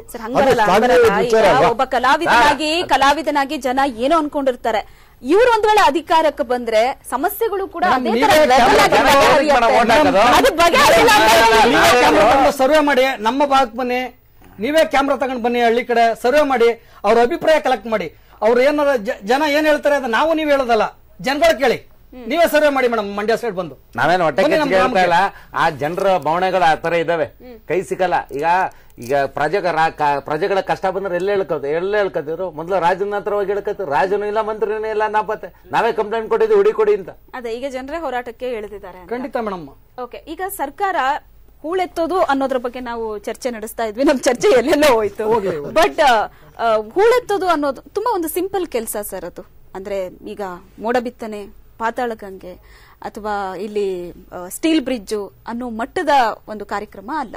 ಸಹಜವಾಗಿ ಒಂದು ಆಯಾ ಕ್ಷೇತ್ರದ ಜನಪ್ರತಿನಿಧಿಗಳು ತನ್ನ ವ್ಯಾಪ್ತಿಯಲ್ಲಿ ಬರುವಂತಹ ಕ್ಷೇತ್ರದ ಭಾಗದಲ್ಲಿ ಇರೋ ಕೆರೆಗಳ ಬಗ್ಗೆ ಅಥವಾ ಅದರ ಅಭಿವೃದ್ಧಿ ಬಗ್ಗೆ ಗಮನ ಕೊಟ್ರೆ ಸಿಂಪಲ್. ಒಂದು 10 ಕೆರೆಯಲ್ಲಿ ಒಂದು 5 ಕೆರೆನಾದ್ರೂ ಅಟ್ಲೀಸ್ಟ್ ಒಂದು ಹಂತಕ್ಕೆ ಬಂದ್ರೆ ಜನ ಎಷ್ಟೋ ನಿಟ್ಟುಸಿರು ಬಿಡ್ತಾರೆ. ಬಟ್ ಅದೂ ಇಲ್ಲ ಅಂದಾಗ ಜನ ಪ್ರಶ್ನೆ ಮಾಡ್ತಾರೆ. ಖಂಡಿತ ಆಗ್ತಾ ಇದೆ, ಆಗ್ತಾನೆ ಇಲ್ಲ ಕೆಲಸ ಅಂತಕ್ಕಂಥ. 4 ವರ್ಷದಲ್ಲಿ ಎಂಎಲ್ಎಗಳು 224 ಎಂಎಲ್ಎಗಳಿದ್ದಾರೆ. ಎಲ್ಲರೂ ಫಂಡ್ಸ್ ತಗೊಂತಾ ಇದಾರೆ. ಎಲ್ಲಾ ಎಂಎಲ್ಎಗಳು ಕೆರೆ ಹೂಳೆತ್ತಕ್ಕೆ, ಅಲ್ಲಿ ಶುದ್ಧೀಕರಣ. ಆದ್ರೆ ಅದು ಎಷ್ಟು ಪ್ರಮಾಣದಲ್ಲಿ ಅಲ್ಲಿ ಯುಟಿಲೈಸ್ ಆಗ್ತಿದೆ ಅದು ಇನ್ನೂ ಚರ್ಚೆ. ಸರ್ಕಾರಕ್ಕೆ ಬಿಟ್ಟಂತ ವಿಚಾರ ಸರ್. ಸರ್ಕಾರ 10 ರೂಪಾಯಿ ರಿಲೀಸ್ ಮಾಡುತ್ತೆ ಅಂದ್ರೆ ಅದು ನಿಜಕ್ಕೂ ಕರೆಕ್ಟ್ ಆಗಿ ಉಪಯೋಗ ಆಗ್ತಿದೆ ಅನ್ನೋದ್ರ ಬಗ್ಗೆನೂ ಮಾನಿಟರ್ ಸರ್ಕಾರ ಕೊಡ್ತಾ ಇದೆ. ಅದು ಉಪಯೋಗ ಎಷ್ಟು ಅಂದ್ರೆ ನೀವ್ ಹೇಳ್ತಾ ಇರೋದು ಜನಪ್ರತಿನಿಧಿಗಳ ಹತ್ರ ಬರ್ತಿದೆ, ಅಲ್ಲಿಂದ ಅದು ಯೂಸ್ ಆಗ್ತಿಲ್ಲ. ಅಲ್ಲ, ಯೂಸ್ ಆಗ್ತಿದೆ ಇಲ್ಲ. ನಾವು ಏನು ಹೋರಾಟಗಾರರು ನಾವೇ ಚೆಕ್ ಮಾಡಬೇಕಾಗ್ತದೆ ಈ ಸಂದರ್ಭದಲ್ಲಿ. ಯಾಕಂದ್ರೆ 224 ಶಾಸಕರು ಹೇಳಿದ್ರು, ಕರೆಕ್ಟ್ ಅವ್ರು ಹೇಳಿದ್ರು, ಒಳ್ಳೆ ವಿಚಾರ ಹೇಳಿದ್ರು. ಮಾತ್ರ 224 ಶಾಸಕರಲ್ಲಿ ಕೆಲವೇ ಜನ ಉಪಯೋಗಿಸ್ಕೊಂಡು ಮಾಡಿದ್ರು. ಯೋಗೇಶ್ವರ್ ಚನ್ನಪಟ್ಟಣದಲ್ಲಿ ಕೆರೆಗಳ ಬಗ್ಗೆ ಅಭಿವೃದ್ಧಿ ಬಗ್ಗೆ ಆ ಹಣನ ಉಪಯೋಗಿಸ್ಕೊಂಡಿದ್ದಾರೆ. ಆದ್ರೆ ಬೇರೆಯವರೆಲ್ಲ ಹಣನ ಉಪಯೋಗಿಸ್ಕೊಂಡಿಲ್ಲ. ಅದಕ್ಕೊಂದು ನಕಲಿ ದಾಖಲೆ ಸೃಷ್ಟಿ ಮಾಡಿ ಯಾರೋ ಇಟಾಚಿಲಿ ಮಣ್ಣನ್ನು ಇಟ್ಕೆ ಹುಡ್ಕೊಡ್ಕೊಂಡು ಬಿಲ್ ತಗೊಂಡು ಸಾಕ್ಷಿ ಗುಡ್ಡಗಳು ಮಾಡ್ಕೊಂಡು ಈ ರೀತಿ ಮಾಡಿದ್ದಾರೆ. ನಿಜಕ್ಕೂ ಹೂಳು ಹೆಚ್ಚುವಂತ ಕೆಲಸಕ್ಕೆ ಇಚ್ಛಾಸಕ್ತಿ ಇಲ್ಲ. ಯಾಕೆಂದ್ರೆ ತಮಿಳುನಾಡಿಗೂ ನಮಗೂ ಫೈಟ್ ನಡೀತಲ್ಲ, ಆಗ ದೊಡ್ಡ ದೊಡ್ಡ ಆತಂಕ ಆಯ್ತು, ಗಡಿ ಬಂದಾಯ್ತು, ಏನೇನ್ ಚಲನಚಿತ್ರಗಳು ಬಂದಾದ್ದು, ಭಾಷಾ ಸಮಸ್ಯೆ ಆಯ್ತು, ಮತ್ತೆ ಇದು ಜನಾಂಗೀಯ ಘೋಷಣೆ ಆಗುವಂತ ಸಂದರ್ಭ ಬಂತು. ಮತ್ತೆ ಕೇಂದ್ರ ಸರ್ಕಾರ ಸುಪ್ರೀಂ ಕೋರ್ಟ್ ಇಲ್ಲಿನ ಆಡಳಿತದಲ್ಲಿ ರಾಷ್ಟ್ರಪತಿ ಆಡಳಿತ ಇರುವಂತ ಒಂದು ಸನ್ನಿವೇಶ ನಿರ್ಮಾಣ ಆಯ್ತು. ಇಷ್ಟೆಲ್ಲಾ ನೋವುಗಳನ್ನ ಕೊಟ್ಟಂತ ಕೇಂದ್ರ ಸರ್ಕಾರದ ವಿರುದ್ಧ, ತಮಿಳುನಾಡಿನ ಸರ್ಕಾರ ವಿರುದ್ಧ ಪರೋಕ್ಷವಾಗಿ ನಾವು ಹೂಳನ್ನ ಹೆಚ್ಚಿಸಿ ನಮ್ಮ ಸತತ ಒಂದು ಸ್ವಾಭಿಮಾನ ಮರಿಬೇಕಾಗಿತ್ತು. ತಮಿಳ್ನಾಡು ನೋಡಿ ಎಷ್ಟು ಚೆನ್ನಾಗಿ ಏನ್ ಮಾಡ್ತಿದ್ದಾರೆ. ಆಗ್ಲೇ ಅವರು ಎಷ್ಟು ಬುದ್ಧಿವಂತಿಕೆಯಿಂದ ನೀರನ್ನ ಉಳಿಸ್ಕೋಬೇಕು ಅನ್ನುವಂತ ಆಲೋಚನೆ ಮುಂದಾಗಿದೆ. ಅದು ಇವ್ರಿಗೆ ಯಾಕಿಲ್ಲ? ನೀರಾವರಿ ವಿಚಾರದಲ್ಲಿ ಕೃಷ್ಣೆ ಆಗಿರ್ಬೋದು, ಕಳಸಾ ಬಂಡೂರಿ ಆಗಿರ್ಬೋದು, ಕಾವೇರಿ ಆಗಿರ್ಬೋದು, ಯಾವ ವಿಚಾರದಲ್ಲೂ ಕಾಳಜಿ ಇಲ್ಲ ಇವ್ರಿಗೆ. ನಿಜಕ್ಕೂ ಹೇಳ್ತೀನಿ, ಅವರು ಇಲ್ಲಿಂದ ಕಪ್ಪ ಕಾಣಿಕೆಗಳನ್ನ ಕೇಂದ್ರ ಸರ್ಕಾರಕ್ಕೆ ಒಪ್ಪಿಸಬೇಕು, ಕಪ್ಪ ಕಾಣಿಕೆ ತಗೊಂಡೋಗಿ ಕೊಡಬೇಕು. ಅದಕ್ಕೆ ಏನೇನ್ ಮಾಡಬೇಕು, ಮುಂದಿನ ಸರ್ಕಾರ ನಾವು ಹೆಂಗ್ ರಚನೆ ಮಾಡಬೇಕು, ಇಷ್ಟೇ. ಈಗ ಸಚಿನ್ ಅವರು ಮಾತಾಡ್ತಾ ಇದ್ರು. ಈಗ ಏನಾಗಿದೆ, ಇದು ಹೂಳೆತ್ತ ಕಾರ್ಯಕ್ರಮ ಚರ್ಚೆ ನಡೆಸ್ತಾ ಇದ್ದೀರಾ, ಆಗ್ತಾ ಇದೆ ರಾಜ್ಯಾದ್ಯಂತ ಹೂಳೆತ್ತಾ ಇದಾರೆ. ಆ ಶಾಸಕ ಚುನಾಯಿತ, ಜಿಲ್ಲಾ ಪಂಚಾಯತ್, ತಾಲೂಕ್ ಪಂಚಾಯತ್, ಗ್ರಾಮ ಪಂಚಾಯತ್ ವರೆಗೂ ಸಣ್ಣ ಸಣ್ಣ ಕೆರೆಗಳು ಅಭಿವೃದ್ಧಿ ಆಗ್ತದೆ. ಜೊತೆಗೆ NGOಗಳ ಮುಖಾಂತರ ಅಭಿವೃದ್ಧಿ ಆಗಿರತಕ್ಕಂಥ ನಾನು ನೋಡಿದ್ದೀನಿ. ಈಗ ವೈಯಕ್ತಿಕವಾಗ್ಲೂ ಆ ರೈತರು ದೊಡ್ಡ ದೊಡ್ಡ ಸ್ವಲ್ಪ 100 ಎಕರೆ 50 ಎಕರೆ ಇಟ್ಕೊಂಡಿರ್ತಕ್ಕಂಥ ರೈತರುಗಳು ಸ್ಥಳೀಯವಾಗಿ ಕೆರೆ ಹೂಳೆತ್ತರಿಸ್ತಕ್ಕಂಥ ಕಾರ್ಮಿಕರ ಜೊತೆ ನಾನು ಸಣ್ಣ ಒಂದು ಉದಾಹರಣೆ ಕೊಡ್ತೀನಿ. ಗುಲ್ಬರ್ಗದಲ್ಲಿ ರಾಯ್ಬಾಗ್ ಅಂತಕ್ಕಂಥ ತಾಲೂಕು, ನಾನು ಯಾವ್ದೋ ರೈತರು ಆತ್ಮಹತ್ಯೆ ಮಾಡ್ಕೊಂಡಿರ್ತಕ್ಕಂಥ ವೀಕ್ಷಣೆಗೆ ಹೋದಂತ ಆ ಸಂದರ್ಭದಲ್ಲಿ ಒಂದು 70 ಜನ ಒಂದು ದೊಡ್ಡ ಕೆರೆನ ಒಂದು ಸಾವಿರಾರು ಕೃಷಿ ಕಾರ್ಮಿಕರ ಜೊತೆ ಹೂಳೆಸ್ತಾ ಇದ್ರು. ಇಂಡಿವಿಜುವಲ್ ಸರ್ಕಾರದ ಅರೆ ಸರ್ಕಾರದ ನೆರವು ತಗೊಂಡಿದ್ದಾರೆ, ಆ ರೈತರು ಅದಕ್ಕೆ ನೆರವನ್ನು ಕೊಟ್ಟಿದ್ದಾರೆ. ಮಧ್ಯದಲ್ಲಿ ಬರಗಾಲ ಆಯ್ತು ಅಂತೇಳಿ ಆ ಕೆಲಸ ಸ್ಥಗಿತ ಆಗಿದೆ. ಒಂದು 100ರಿಂದ 105 ಜನ ನಾವು ಹೋಗಷ್ಟೊತ್ತಿಗೆ ಹಿಂಗ್ ಕೂತಿದ್ರು, ಏನೊಂದು ಗೊತ್ತಾಗಿಲ್ಲ. ರೈತರು ಮನೆಗೆ ಹೋಗಿ ಆತ್ಮಹತ್ಯೆ ಮಾಡ್ಕೊಂಡಿದ್ರು. ಒಬ್ರು ಅವ್ರ ಮನೆಗೆ ವಾಪಸ್ ಬರ್ತಾ ಏನ್ರಪ್ಪ ಹಿಂಗ್ ಕೂತಿದ್ದೀರಾ ಅಂತ ಕೇಳಿದ್ರು. ಸರ್ ಇಲ್ಲ, ಇಲ್ಲಿ ಪಕ್ಕದಲ್ಲಿ ಕೆರೆ ಹೂಳೆಸ್ತಾ ಇದ್ರು ಯಜಮಾನ್ರು, ಗೌಡ್ರು, ಊರ್ ಗೌಡ್ರು. ಈಗ ಬರ ವಿಪರೀತ ಆಗಿದ್ರಿಂದ ಹೂಳೆಸದ್ ಕೆಲಸ ನಿಲ್ಸಿದ್ದಾರೆ. 300-350 ರೂಪಾಯಿ ಕೊಡ್ತಿದ್ರು. ಈಗ ನಾವು 350 ಬೇಡ ಸ್ವಾಮಿ, 50 ರೂಪಾಯಿ ಕೂಲಿ ಕೊಡಿ, ಕಾರ್ಮಿಕರು 50 ರೂಪಾಯಿ ಕೊಡಿ, ನಾವು ಹೂಳೆತ್ತೀವಿ ಅಂತ ಹೇಳಿದ್ರು. ಇವತ್ತು ನಮ್ಗಲ್ಲಿ ಅವ್ರ ಕೆಲಸ ಕೊಡದಿರ್ತಕ್ಕಂಥ ವಾತಾವರಣ ಇದೆ. ಆಮೇಲೆ ಮುಂದುವರೆದು ಹೇಳ್ತಾರೆ, ಆಶ್ಚರ್ಯ ಆಗ್ತದೆ. ಸರ್ ಹೂಳೆತ್ತು ಇವತ್ತು ನಮ್ ಜೀವನ ಇವತ್ತೇನೋ ನಾವು ಬದುಕಿದ್ರೆ ಮಾನ್ಯ ಮುಖ್ಯಮಂತ್ರಿ ಸಿದ್ದರಾಮಯ್ಯ ಕೊಟ್ಟಿರ್ತಕ್ಕಂಥ ಅಕ್ಕಿಲ್ ನಾವು ಇವತ್ತು ಬದುಕಿ ಅಂತ ಹೇಳ್ತಕ್ಕಂಥ ಕಾರ್ಮಿಕರು ಇದ್ದಾರೆ.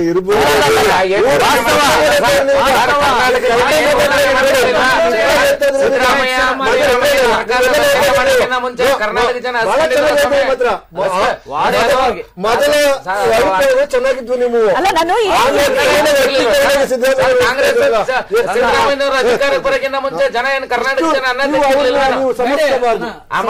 ಕೇಂದ್ರದ ಅನುದಾನ ಎಷ್ಟು ಕೊಡ್ತದೆ ಅಕ್ಕಿಗೆ ಅದನ್ನ ಹೇಳಿ ಸುಮ್ಮನೆ.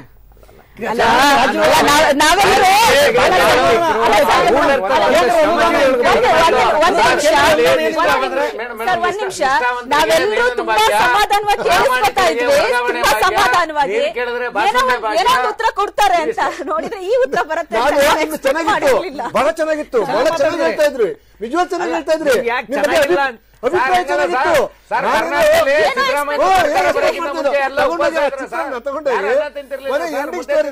ದುಃಖಾಂತ್ಯ ಮಾಡ್ಬಿಡುದೆ ಹೋಗಿ. ನಾನು ವಾಸ್ತವ ಅಧ್ಯಯನ ಮಾಡಿದಾಗ ಸಿಕ್ಕಿರ್ತಕ್ಕಂಥ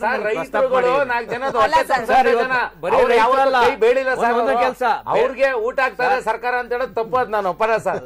ರೈತರಂದೇ ಅಲ್ಲ ಸರ್ ಇರ್ಬೋದು ಸರ್, ಅದು ಅನ್ನ ಭಾಗ್ಯದ ಹೆಸರಿನಲ್ಲಿ ಕನ್ನ ಭಾಗ್ಯ ಆಗ್ತದೆ. ಇವತ್ತು ನೋಡಿ,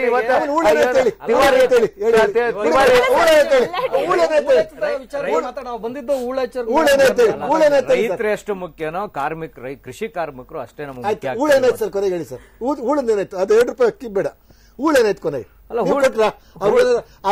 ಹೂಳೆತ್ತಲಿಕ್ಕೆ ನಿಮ್ಮ ಸರ್ಕಾರ ಅನುದಾನ ಒದಗಿಸ್ಕೊಟ್ರ? ಅನುದಾನ ಒದಗಿಸಕ್ ನಮ್ಮ ಕೈಲಾಗ್ಲಿಲ್ಲ. ನಾವು ಅದನ್ನ ತಂದು MB ಪಾಟೀಲ್ ಅವ್ರ ಮುಖಾಂತರ ಒಂದು ಮನವಿಯನ್ನು ಕೊಟ್ಟು ಅವ್ರನ್ನ ಆ ಊರನ್ನು MB ಪಾಟೀಲ್ ಅವರು ಇಲ್ಲಿ ತನಕ ರಾಜ್ಯದಲ್ಲಿ ಸರ್ ಎಷ್ಟು 30,000 ಕೆರೆ, 30,000 ಚಿಲ್ಲರೆ ಕೆರೆಗಳಿದೆ, ಅಪ್ ಟು 30,000 ಕೆರೆ ಇಲ್ಲಿ ತನಕ ಎಷ್ಟು ಕೆರೆ ಹೂಳೆತ್ತಿಸಿದ್ದಾರೆ ನಿಮಗೆ ಗೊತ್ತಿರೋ ಅವ್ರ ಅಂಕಿಅಂಶದ ಅಧಿಕೃತವಾಗಿ ಪ್ರಕಾರ ಕೊಟ್ಟಿದ್ದಾರಲ್ಲ. ಏನಂತ ಇದೆ 18,000 ಕೆರೆ ಹೂಳೆ ಅವ್ರ ಬಿಡುಗಡೆ ಮಾಡಿದ್ದಾರೆ. ಡೆವಲಪ್ಮೆಂಟ್ 18,000 ಕೆರೆಗಳನ್ನ ನಾವು ಹೂಳೆತ್ತಿಸಿದ್ದೀವಿ ಅಂತ ಅವರೇ ಕೊಟ್ಟಿದ್ದಾರೆ. ಎಲ್ಲ ಕೆರೆ ಅಭಿವೃದ್ಧಿ ನಿಗಮ ಅನ್ನೋದು ಇಲ್ಲೂ ಇದೆ ಸರ್. ಹಾಗಾದ್ರೆ ವರ್ತೂರು ಕೆರೆ, ಬೆಳ್ಳಂದೂರು ಕೆರೆ, ಈ ಕೆರೆಗಳ ಪರಿಸ್ಥಿತಿ ಯಾಕಿದೆ? ಇದು ಬರೀ ನಮ್ ಕಣ್ಣಿಗೆ ಕಾಣಿಸ್ತಾ ಇರೋದು. ಬೆಂಗಳೂರಲ್ಲಿ ಕೆರೆಗಳೇ ಮಾಯ ಆಗಿದೆ. ಆಯ್ತು, ಹೊಸದಾಗಿ ಒಂದು ಕೆರೆ ಸೃಷ್ಟಿಯಾಗಿದೆ ಅನ್ನೋಂಥದ್ದಂತೂ ಇಲ್ಲವೇ ಇಲ್ಲ. ಇರೋ ಕೆರೆಗಳ ಪರಿಸ್ಥಿತಿನೇ ಹೀಗಿದೆ. ಕೆರೆ ಅಭಿವೃದ್ಧಿ ನಿಗಮ ಅನ್ನೋದಿದೆ, ಅದಕ್ಕೆ ಕೋಟ್ಯಾಂತರ ರೂಪಾಯಿ ಸರ್ಕಾರ ಅದರ ನಿರ್ವಹಣೆಗೆ, ಜೊತೆಗೆ ಕೆರೆಗಳ ಅಭಿವೃದ್ಧಿಗೆ ಅಂತ ಒಂದಷ್ಟು ಹಣ ರಿಲೀಸ್ ಮಾಡ್ತಾ ಇದೆ. ಏನ್ ಮಾಡ್ತಾ ಇದೆ ಹಾಗಾದ್ರೆ? ಖಂಡಿತ ಕೆಲವು ಕಡೆ ವರ್ತೂರು, ಬೆಳ್ಳಂದೂರು ಈ ಕೆರೆಗಳ ವಿಚಾರ ಅನ್ನೋದು ಅಂತಾರಾಷ್ಟ್ರೀಯ ಮಟ್ಟದಲ್ಲಿ ಸುದ್ದಿ ಆಗ್ಬೇಕಾ? ಅಲ್ಲಿರುವಂತಹ ತಮಿಳುನಾಡಿನ ಒಂದು ಸಂಸ್ಥೆ ಇಲ್ಲಿ ಬೆಳ್ಳಂದೂರು ಕೆರೆ ಬಗ್ಗೆ ಅಪಸ್ವರ ತೆಗಿಬೇಕಾ? ಅದು ಎಷ್ಟು ನಾಚಿಕೇಡಿನ ಕೆಲಸ ಅದು. ಖಂಡಿತ ನಮ್ದು ವಿಚಾರ ಇರ್ತಕ್ಕಂಥದ್ದು ಹೂಳು ಎತ್ತಲೇಬೇಕು. ನಾವು ಈಗ ನಾಳೆ ಮಾನ್ಯ ಮುಖ್ಯಮಂತ್ರಿಗಳು 11 ಗಂಟೆಗೆ ಮೀಟಿಂಗ್ ಕರೆದಿದ್ದಾರೆ. ಈ ವಿಚಾರ ವಿಧಾನಸೌಧದ ಮೆಟ್ಲು ತನಕ ಮಾತ್ರ ಅದರಲ್ಲೇ ಚರ್ಚೆ ಆಗೆಲ್ಲ ಎಕ್ಸಿಕ್ಯೂಟ್ ಆಗತ್ತಾನೆ. ಇವತ್ತು ಮುಖ್ಯಮಂತ್ರಿ ಒಂದಿಲ್ಲ, ಅಧಿಕಾರಿಗಳು ಸರಿ ಇರ್ಬೇಕು ತಾನೆ. ಎಲ್ಲಾ ಕಡೆ IAS ಆಫೀಸ್ ಅಧಿಕಾರಿಗಳು ಸರಿ ಇದಾರೆ ಅಂತಲ್ಲ. ಇವತ್ತೇನಾರು ಅರ್ಧ ನಮ್ ವ್ಯವಸ್ಥೆ ಹಾಳಾಗಿದ್ರೆ ಈ IAS ಅಧಿಕಾರಿಗಳಿಗೆ AC ರೂಮ್ ಅಲ್ಲಿ ಕುತ್ಕೊಂಡು ಮಾಡಿರ್ತಕ್ಕಂಥ ತಪ್ಪುಗಳಿಂದ ಹಾಳಾಗ್ತದೆ. ಮುಖ್ಯಮಂತ್ರಿಗಳಿಗೆ ಕೆಲವೊಂದ್ಸಲ ಫುಲ್ ಲೆಫ್ಟ್ ರೈಟ್ ತಗೋತಾರಲ್ಲ ಅಧಿಕಾರಿಗಳು. ಅಲ್ಲ, ಇಷ್ಟು ತಗೊಂಡ್ರೆ ಈ ಮಟ್ಟದಲ್ಲಿದ್ದಾರೆ. ಇಲ್ದಿರ ಏನೋ ಸರ್ಕಾರದ ಹಿಡಿತಕ್ಕೆ ಅಧಿಕಾರಿಗಳು ಸರ್ಕಾರ ಹಿಡಿತ ಅಂತಲ್ಲ. ಸಣ್ಣ ಉದಾಹರಣೆ, ಈಗ ರೈತರಿಗೆ ಯಾವ್ದೇ ರೈತರು ಆತ್ಮಹತ್ಯೆ ಮಾಡ್ಕೊಂಡ್ರು 5 ಲಕ್ಷ ರೂಪಾಯಿ ಪರಿಹಾರ ಪ್ರಾಮಾಣಿಕರಿಗೆ ವರ್ಗಾವಣೆ ಆದೇಶ ಮಾಡಾಗಿದೆ. ಅದು ಏನ್ ಈ ಅಧಿಕಾರಿಗಳು 5 ಲಕ್ಷ ರೂಪಾಯಿ ಪರಿಹಾರ ಕೊಡ್ಲಿಕ್ಕೆ ಇಲ್ಲ, ಇದು ಜಮೀನು ಹೆಂಡತಿ ಹೆಸರಲ್ಲಿದೆ, ಗಂಡನ ಹೆಸರಲ್ಲಿ ಜಮೀನಿಲ್ಲ ಅಂತಕ್ಕಂಥ ಇವರೇ ಮಾನಸಿಕವಾಗಿ ರಿಜೆಕ್ಟ್. ಇವನ್ ಕುಟುಂಬ ಸರಿ ಮಾಡ್ಬೇಕು. ಅಲ್ಲ, ಸಾಲವನ್ನ ತೀರ್ಸೋದಕ್ಕಾಗದೆ ಒಂದ್ ಕಡೆ ಬೆಳೆನೂ ಬೆಳೆಯೋಕಾಗದೆ ಆತ್ಮಹತ್ಯೆಯ ದಾರಿ ಹಿಡಿದಂತಹ ರೈತನ ಕುಟುಂಬದವರು ಬೆಂಗಳೂರಿಗೂ ಯಾವ್ದೋ ಒಂದು ಮೂಲೆ, ಉತ್ತರ ಕರ್ನಾಟಕನೋ ಈ ಕಡೆ ಮೈಸೂರು ಭಾಗನೋ ದಕ್ಷಿಣ ಕನ್ನಡನೋ ಎಲ್ಲೋ ಮೂಲೆಯಲ್ಲಿದ್ದಂತಹ ಒಬ್ಬ ರೈತನ ಕುಟುಂಬದವರು ಬೆಂಗಳೂರಿಗೂ ಅವರಿರೋ ಪ್ರದೇಶಕ್ಕೂ ಓಡಾಡೋದಕ್ಕೆ ಸಾಧ್ಯ? ಖಂಡಿತ ಓಡಾಡೋ ಅಗತ್ಯ ಇಲ್ಲ. ಅದು ಓಡಾಡಬಾರ್ದು ಅಂತಾನೆ ಒಂದು ಸರ್ಕಾರ ಒಂದು ಕ್ರಮ ಒಂದು ಯೋಜನೆ ಜಾರಿಗೆ ಮಾಡತ್ತೆ. ಸರ್ಕಾರದಿಂದ ₹1 ಹೊರಗಡೆ ಬರುತ್ತೆ ಒಬ್ಬ ರೈತನಿಗೆ ನೇರವಾಗಿ ಅಂತ ಅಂದ್ರೆ ಅದು ನಿಜಕ್ಕೂ ಹೋಗಿ ತಲುಪ್ತಿದ್ಯಾ ಅನ್ನೋದನ್ನ ಮಾನಿಟರ್ ಖಂಡಿತ. ಅದಕ್ಕೆ ನಾನು IAS ಅಧಿಕಾರಿಗಳ ಬಗ್ಗೆ ಹೇಳಿದ್ದು. ಇವತ್ತು ಸರ್ಕಾರ ಕುಟುಂಬದ ಯಾವುದೇ ಒಬ್ಬ ಸದಸ್ಯ, ಒಬ್ಬ ರೈತ ಆತ್ಮಹತ್ಯೆ ಮಾಡ್ಕೊಂಡ್ರೆ ಆ ಕುಟುಂಬದ ಯಾವುದೇ ಒಬ್ಬ ಸದಸ್ಯನ ಹೆಸರು ಆಸ್ತಿ ಇದ್ರೆ, ಸಾಲ ಇದ್ರೆ ಆ ಕುಟುಂಬದವರಿಗೆ 5 ಲಕ್ಷ ರೂಪಾಯಿ ಪರಿಹಾರ ಕೊಡಬಹುದು ಅಂತ ಹೊಸ ಗೈಡ್ ಲೈನ್ಸ್ ಮಾಡಿ ತಿದ್ದುಪಡಿ ಮಾಡಿ ಬಿಟ್ರು. ಆದ್ರೆ ಅಧಿಕಾರಿಗಳು ಅಧಿಕಾರಿಗಳ ಮೇಲೆ ಮೇಡಮ್ ಒಂದು ಪಾಯಿಂಟ್ ಹೇಳ್ತೀನಿ. ಕವಿತಾ ಕುಲತೆ ಆಗಿರ್ಬೋದು, ರಶ್ಮಿ ಮಹೇಶ್ ಆಗಿರ್ಬೋದು, ಸವಿತಾ ಹೂಗಾರ್ ಆಗಿರ್ಬೋದು, ಮತ್ತೆ ಶಿಖಾ ಅವ್ರ ಮೇಲೆ ಆಗಿರ್ಬೋದು, ಪ್ರಿಯಾಂಕಾ ಮೇರಿ ಫ್ರಾನ್ಸಿಸ್, ಇವರೆಲ್ಲ IAS IPS ಕ್ಯಾಟಗರಿ ಜನ. ಇವ್ರಿಗೆ ರಕ್ಷಣೆ ಇಲ್ಲ. ಅವರೇ ಆತ್ಮಹತ್ಯೆ ಭಾಗಿಯಾದಂತ ಆತ್ಮಹತ್ಯೆ ಕ್ಷಣ ಆಗ ಫೋಟೋ ಹೋಗಿರಂತ IAS ಅಧಿಕಾರಿ ಸರ್ ಆಡಳಿತ ಅವರು ಆಡಳಿತ ಡಿಫೆಂಡ್ ಮಾಡ್ಕೊಳಕ್ ಹೋಗ್ಬೇಡಿ. IAS ಅಧಿಕಾರಿ ಶಿಖಾ ಅವರು IAS ಅದು ಎಲ್ಲ ಜ್ಞಾನ ಇರ್ಬೇಕು. ನಿಂಗಯ್ಯ ಅಂತ ನಿಮ್ಮೂರಲ್ಲೇ ನಿಂಗಯ್ಯ ಅಂತ ನಿಂಗೇಗೌಡ ಅಂತ ಆತ್ಮಹತ್ಯೆ ಮಾಡ್ಕೊಂಡ. ನಿಂಗೇಗೌಡ ಆತ್ಮಹತ್ಯೆ ಮಾಡ್ಕೊಂಡ್ರೆ SC ಅವನ ಹೆಸರಿಗೆ ಜಮೀನಿಲ್ಲ ಅಂತ ರಿಜೆಕ್ಟ್ ಮಾಡಿದ್ರು. ಸ್ವಲ್ಪ ಹಿನ್ನೆಲೆ ಅವ್ರು ನೋಡ್ಬೇಕು. ಅವನ ಅಜ್ಜನ ಹೆಸರಲ್ಲಿ ಆಸ್ತಿ ಇದೆ, ಅಜ್ಜ ಸತ್ತೋಗಾಗಿದೆ, ಮಗ ಸತ್ತೋಗಾಗಿದೆ, ಈಗ ಇವನ್ ಸತ್ತೋದ. Non transfer of records, record transfer ಆಗಿರ್ಲಿಲ್ಲ ಹೊರತು ಅವನೊಬ್ಬ ರೈತ. ಇಂತ ಇದನ್ನ ರಿಜೆಕ್ಟ್ ಮಾಡಿದ್ದು ಶಿಖಾ ಅವ್ರನ್ನ ನಾವು ಒಪ್ಕೊಳ್ಲಿಕ್ಕೆ ಆಗ್ತದ? ಜಾಸ್ತಿ ನ್ಯಾಣ ಕಂಡಿದ್ದಾರು. ಅಂಡಿ ಭಾಗ, ಕಲ್ಲಪ್ಪ ಅಂಡಿ ಭಾಗ ಆಗಿರ್ಬೋದು, ಗಣಪತಿ ಆಗಿರ್ಬೋದು, ಇದ್ದಕ್ಕಿದಂಗೆ ದಿಢೀರಂತ ಸಿದ್ದರಾಮಯ್ಯ ಸರ್ಕಾರದಲ್ಲಿ ಇದ್ದಕ್ಕಿದಂಗೆ ನಿಷ್ಠಾವಂತರಿಗೆ ನೇಣಿನ ಭಾಗ್ಯ, ಪ್ರಾಮಾಣಿಕರಿಗೂ ವರ್ಗಾವಣೆ ಭಾಗ್ಯ. ಯಾಕೆಂದ್ರೆ ವ್ಯವಸ್ಥೆ ಅಂದಾಗ ಲೂಪ್ಹೋಲ್ಗಳು ಇರುತ್ತೆ. ಇದೆ ಅಂತ ಅಂದಾಗ್ಲೂ ಅಟ್ಲೀಸ್ಟ್ ಅದನ್ನ ಮ್ಯಾನೇಜ್ ಮಾಡುವಂತಹ ಪ್ರಯತ್ನ ಸರ್ಕಾರ. ಫೈನಲಿ ಬರೋದೆಲ್ಲಿ IAS ಅಧಿಕಾರಿಗಳು ಅಂತ ಬರಲ್ಲ, ರೈತರಾಗ್ಲಿ ಜನಸಾಮಾನ್ಯರಾಗ್ಲಿ ಹೇಳೋದು ಯಾರಿಗೆ? ಸರ್ಕಾರಕ್ಕೆ ಅಂತ. ಈಗ ಸಿದ್ದರಾಮಯ್ಯನವರು ಪ್ರತಿಯೊಬ್ಬ ರೈತ ಆತ್ಮಹತ್ಯೆ ಮಾಡ್ಕೊಂಡಾಗ ನಾನು ಕೊಟ್ಟಿದ್ದ 5 ಲಕ್ಷ ಅಂತ ಮುಂದೆ ಬಂದು ಹೇಳಕ್ಕಾಗಲ್ಲ. ಸರ್ಕಾರದಿಂದ ಏನ್ ಸಿಗ್ಬೇಕು ನಾವು ಕೊಟ್ಟಿದೀವಿ ಅಂತ ಹೇಳ್ಬಿಟ್ಟು ಸುಮ್ನಾಗ್ತಾರೆ. ಬಟ್ ಅದು ರೈತರಿಗೆ ಸೇರ್ತಿಲ್ಲ ನಾವೀಗ ಅವರು ಹೇಳ್ತಾ ಇರೋದು ಸಾಮಾನ್ಯವಾಗಿ ಎಲ್ಲ ಅಧಿಕಾರಿಗಳು ತೊಂದರೆ ಕೊಟ್ಟರು ನಿಜ. ಆದ್ರೆ ಇವ್ರು ಹೇಳ್ತಾ ಇರೋದು ಪರಿಹಾರದ ವಿಚಾರದಲ್ಲಿ ಅನೇಕ ಕೊಕ್ಕೆಗಳನ್ನ ಅಧಿಕಾರಿಗಳಾಗ್ತಾರೆ. ಯಾಕೆಂದ್ರೆ ಅಲ್ಲಿ ಕಂಡಂಗೆ ಸಾವಗಾಡಿಯಾಗಿರ್ತಾನೆ, ಆತ್ಮಹತ್ಯೆ ಮಾಡ್ಕೊಂಡಿರ್ತಾನೆ, ನೇಣಿಗಾಗಿರ್ತಾನೆ, ಮಾಡಿರ್ತಾನೆ. ಆಗ 108 ಪ್ರಶ್ನೆಗಳು ಮಾಡ್ತಾರೆ. ಅದ್ರಲ್ಲೂ ಏನೋ ದುಡ್ಡು ಹೊಡಿಬೋದಾ ಅಂತ ಯೋಚನೆ ಮಾಡ್ತಾರೆ. ಅಂತ ಒಂದು ಅದಕ್ಕೆ ಅಧಿಕಾರಿಗಳನ್ನ ಇವರು ಲಗಾಮ್ ನಡಬೇಕು. ಟ್ರಾನ್ಸ್ಫರ್ ದಂಧೆ ಮಾಡ್ತಾರಲ್ಲ ಆ ಟ್ರಾನ್ಸ್ಫರ್ದಲ್ಲಿ ಇಷ್ಟು ಕೊಡಬೇಕು ಅಂತಾರಲ್ಲ, ಅದಾಗದೆ ಹೋದ್ರೆ ಈಗ ಕೇಳುದಿಲ್ಲ ಅವರು. ಸರ್ ಅದೇನ್ ಗೊತ್ತಾ, ಮೇಲ್ಗಡೆ ಮೇಲ್ಮಟ್ಟದಿಂದಲೇ ಅದೇ ವಸೂಲಿ ನಡೀತಾ ಇದ್ದಾಗ ಅವ್ರು ಎಲ್ಲಿ ದುಡ್ಡನ್ನ ಇದ್ ಮಾಡ್ಬೇಕಲ್ಲ. ಸರ್ ನೋಡಿ, ಹೂಳೆತ್ಸೋ ಬಗ್ಗೆ ನಾನು ಹೇಳ್ತೀನಿ, ತಹಸೀಲ್ದಾರ್ ಮಾರುತಿ ಪ್ರಸನ್ನ ಅಂತ ಅನ್ಬಿಟ್ಟು ತನ್ನ ಜೋಬಿಂದ 10,000 ರೂಪಾಯಿನ ಕೊಟ್ಟು ಬರ್ರಪ್ಪ ಇಲ್ಲಿ ನಮ್ ಕೆರೆ ನಮ್ ಕಾಯಕಲ್ಪ ನಾವು ಉಳಿಬೇಕು, ನಮ್ಮ ಮಕ್ಕಳು ಉಳಿಬೇಕು ಅಂತ ಕೈಯಿಂದ 10,000 ರೂಪಾಯಿ ಕೊಟ್ಟು ಎಲ್ಲರನ್ನೂ ಹಾಕೊಂಡು ಈ JCB ತಕೋ, ಈ ಟ್ರಾಕ್ಟರ್ ಹಾಕೋ, ಈ ಡೀಸೆಲ್ ಹಾಕೋ ಅಂತೇಳಿ ಪಾಪ ಎಷ್ಟು ಜನ ಕೆಲಸ ಮಾಡ್ತಾರೆ ಗೊತ್ತೇ. ಅವ್ರು ಸಿಕ್ಕಿದ್ದು ವರ್ಗಾವಣೆ ಬಗ್ಗೆ. Okay sir, welcome back. ಮತ್ತೆ ಅದಕ್ಕೆ ಹೂಳೆತ್ತೋ ಕೆಲಸಕ್ಕೆ ನಾವು ಈ ಚರ್ಚೆ ಅನ್ನೋದು ನಾವು ಖಂಡಿತವಾಗ್ಲೂ ಕೆರೆಗಳ ಅಭಿವೃದ್ಧಿ ಬಗ್ಗೆ ಅಥವಾ ಬರಗಾಲದ ಪರಿಸ್ಥಿತಿ ಅಂತ ಅಂದಾಗ ಅಲ್ಲಿ ನೀರಿನ ಸಮಸ್ಯೆ, ನೀರಿನಿಂದ ಎಲ್ಲವೂ ಒಂದಕ್ಕೊಂದು ಕೊಂಡಿ ಹಾಗೆ ಸಮಸ್ಯೆಗಳು ಶುರುವಾಗ್ತಾ ಹೋಗುತ್ತೆ. ನೀರಿದ್ರೆ ಕುಡಿಯೋದಕ್ಕೂ ನೀರು ಸಿಗತ್ತೆ, ನೀರಿದ್ರೆ ಈ ಕಡೆ ಬೆಳೆಗಳನ್ನ ಬೆಳೆಯುವಂತಹ ರೈತರು, ಕೈಗಾರಿಕೆಗಳು ಪ್ರತಿಯೊಂದಕ್ಕೂ ಕೂಡ ಉಪಯೋಗ ಆಗತ್ತೆ. ಆದ್ರೆ ನೀರೇ ಸಿಕ್ಕಿಲ್ಲ ಅಂದ್ರೆ ಎಲ್ಲದಕ್ಕೂ ಹೊಡೆತ, ಬರಗಾಲದ ಪರಿಸ್ಥಿತಿ ಅನ್ನೋದು ತಾಂಡವವಾಡುತ್ತೆ. ಇದು ಈ ವರ್ಷದ ಪರಿಸ್ಥಿತಿ. ಮುಂದಿನ ವರ್ಷ ಹಾಗಾದ್ರೆ ಎಲ್ಲವೂ ಸರಿ ಹೋಗುತ್ತಾ ಗೊತ್ತಿಲ್ಲ. ಆದ್ರೆ ಈಗ ಮಳೆಗಾಲ ಶುರುವಾಗತ್ತೆ.